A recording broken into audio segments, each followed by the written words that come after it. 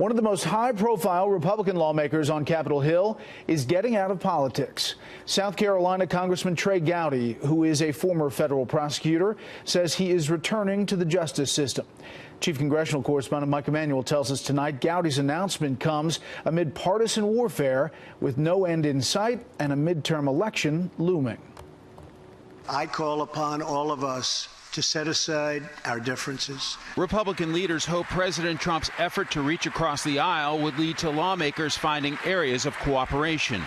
But top House Democrats are not changing their tune. Unfortunately, one evening speech doesn't erase a conflict-ridden, chaotic year that has driven our country even further apart. GOP leaders are facing a wave of retirements with news that House Oversight Chairman Trey Gowdy intends to retire after this term.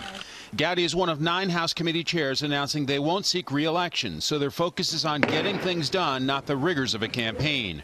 Republican lawmakers intend to set their agenda for the rest of 2018, trying to leave unified on what can be accomplished. We will be spending extended time around the infrastructure question, workforce development, as well as the budget process itself.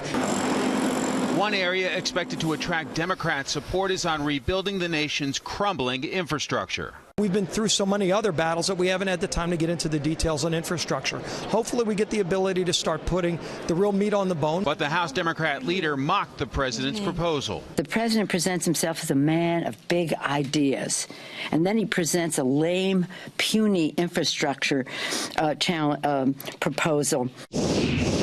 Facing a government funding deadline next week and a DACA deadline in early March, a key Senate Republican says it's time for Democrats to get serious. We have to do something on the border, and we want to make sure that on March 5th or whenever, we don't have 670,000 people that are in school or currently employed lose their work status. Adding to the deadline pressure, the Congressional Budget Office said late today lawmakers would likely need to raise the debt ceiling in early March. The previous estimate was Congress had until late March or early April. Brett? Mike Emanuel live on the Hill. Mike, thanks.